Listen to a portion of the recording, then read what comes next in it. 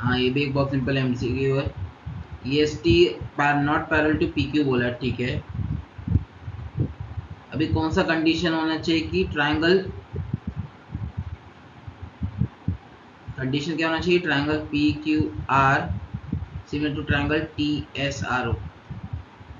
TSR है छोटा triangle, PQR है बड़ा ट्रायंगल। ओके, ये दोनों सिमिलर होने की क्या कंडीशन है? एक कंडीशन क्या होना चाहिए, एंगल P